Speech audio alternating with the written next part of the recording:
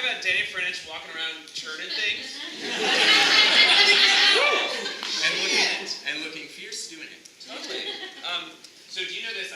Maybe you don't know this. So I was either going to go to Rutgers the same year you started, or Carnegie Mellon. Really? So we could have been classmates, but luckily Seattle brought us together.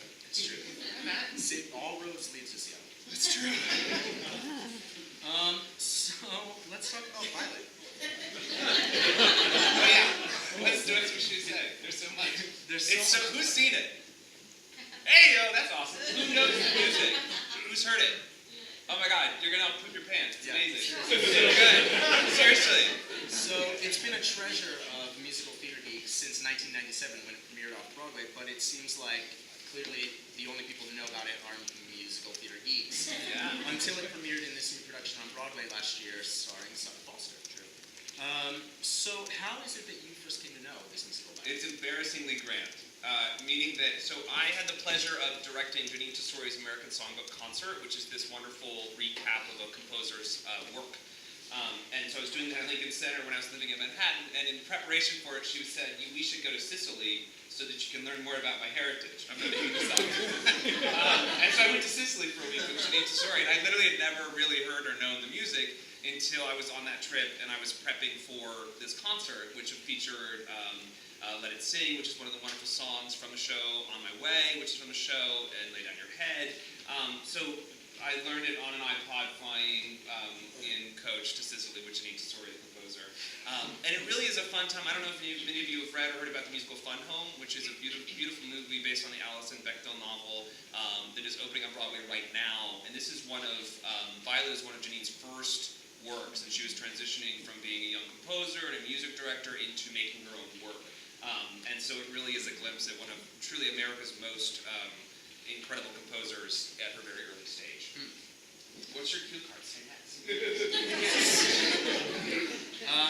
Okay, here's a good question. I wanted this to be like Kathy and Regis, but it's a little bit more like Kathleen Rhoda, which is great. Right?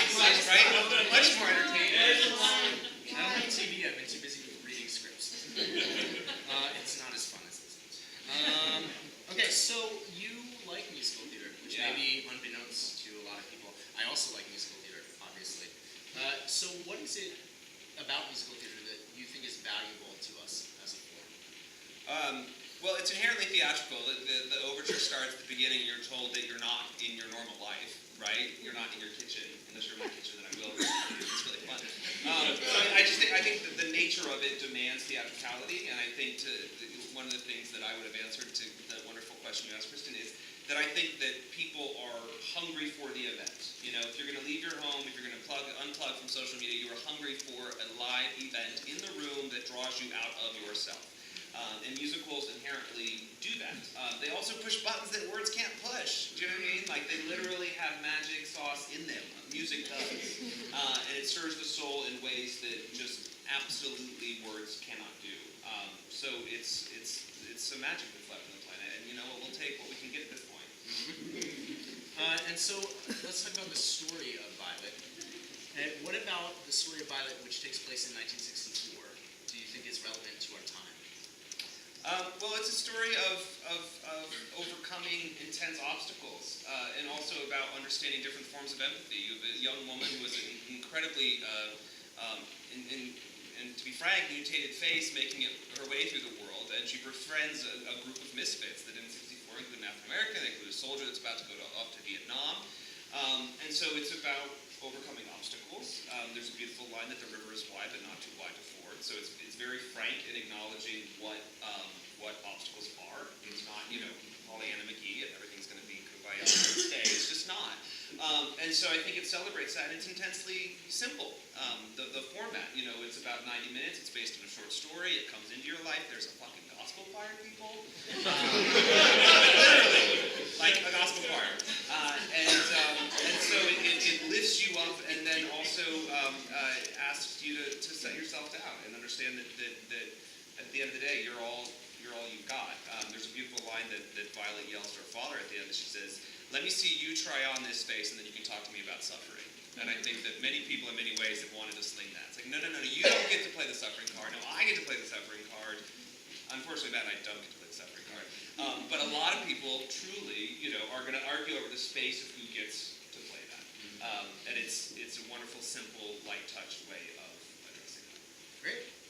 Okay, so actually you mentioned a lyric, which is "The river is wide, but not too wide for it," which actually comes from our next performance of the evening, which is "On My Way" from the score of Violet, and it's going to be performed by the cast of Angry Housewives, along with some special guests. So please join me in welcoming them to the stage.